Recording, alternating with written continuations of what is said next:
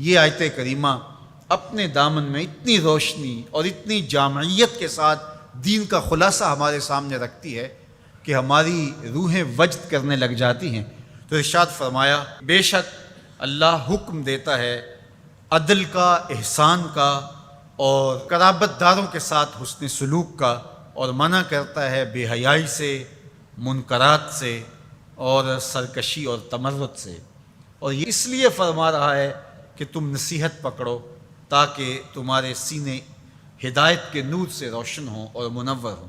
حضرت حسن بصری رضی اللہ تعالی عنہ فرماتے ہیں کہ اس آیت کریمہ میں اللہ نے کسی بھی امر خیر کو چھوڑا نہیں ہے، ساری خیر اس کا خلاصہ بطور حکم ہمیں ارشاد فرما دیا، اور پھر فرمایا کہ اللہ تعالیٰ جل شانہ نے کسی برائی کو نہیں چھوڑا جس سے ہمیں منع نہ کر دیا ہو۔ ابن عاشور نے لکھا ہے کہ جتنے بھی مفاسد ہیں، جتنے بھی گناہ ہیں، ان گناہ کی جڑ یہ تین چیزیں ہیں: بے حیائی، منکر اور بغی۔ اور ان تین چیزوں سے منع کر کے گویا سارا راستہ بند کر دیا گیا گناہ کا اور برائی کا، اور تین چیزوں کا حکم دے کر کے خیر کے سارے راستے کھول دیے گئے۔ تو اسی ایک آیت کریمہ پہ اگر عمل نصیب ہو جائے تو پورے دین کی لطافتیں اور برکتیں نصیب ہونا شروع ہو جائیں۔ تو تین چیزوں کا حکم دیا کرنے کا: ان اللہ یامر بالعدل، بے شک اللہ عدل کا حکم دیتا ہے، انصاف کا حکم دیتا ہے۔ اگر تم نجات پانا چاہتے ہو تو غصے کے اندر بھی اور سرشاری کے اندر بھی تمہیں عدل سے، انصاف سے کام لینا پڑے گا۔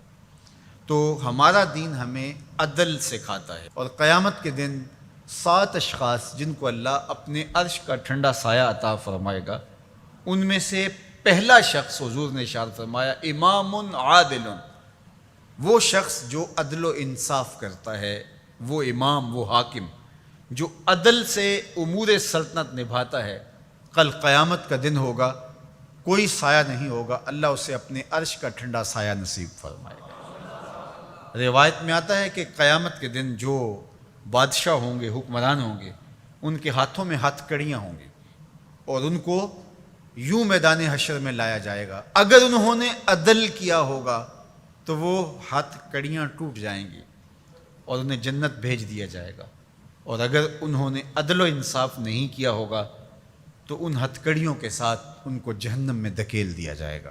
ہمیں عدل کرنے کی تلقین کی گئی۔ ملکوں کے اندر طمانینت، سکون اور قرار عدل کے ذریعے سے آتا ہے۔ ایک عربی کا مقولہ ہے، الملک یدوم بالکفر ولا یدوم بالظلم۔ ملک کفر کے ساتھ تو قائم رہ سکتے ہیں لیکن ظلم کے ساتھ قائم نہیں رہ سکتے۔ علماء نے عدل کے حوالے سے یہ بات بھی لکھی ہے کہ اس کا مطلب اللہ نے ہمارے اوپر جو بھی فریضہ عائد کیا ہے اس کو پورا کرنا، یہ عدل کہلاتا ہے۔ لوگوں کی امانات کو ادا کرنا، یہ عدل کہلاتا ہے۔ ظلم کو ترک کرنا اور انصاف کا بول بالا، یہ عدل کہلاتا ہے۔ اس عدل سے مراد صاحب حق کو حق دینا ہے، جس کا جو حق ہے اس کو دینا، یہ عدل کہلاتا ہے۔ اللہ جو ہمیں عدل کا حکم دیتا ہے، اس کا مطلب ہے ہمارے ذمے جس کا حق ہے، ہمارے باپ کا ہے، ہماری اولاد کا ہے، ہماری ازواج کا ہے، ہمارے اہل خانہ کا ہے، ہمارے ہمسایوں کا ہے، دوستوں کا ہے، جس کا بھی حق ہمارے ذمے ہے، بلکہ فرمایا کہ تیرے نفس کا تیرے اوپر حق ہے۔ حدیث طویل ہے کہ حضور علیہ الصلوۃ والسلام نے فرمایا ان لربک علیک حقا، تیرے رب کا تیرے اوپر حق ہے، ولنفسک علیک حقا، اور تیرے نفس کا تیرے اوپر حق ہے، ولأہلک علیک حقا، اور تیرے اہل کا تیرے اوپر حق ہے، اور ایک حدیث کے لفظ ہیں ولزوجک علیک حقا، اور تیری بیوی کا تیرے اوپر حق ہے، فآت کل ذی حق حقا، ہر صاحب حق کو تو نے حق ادا کرنا ہوگا۔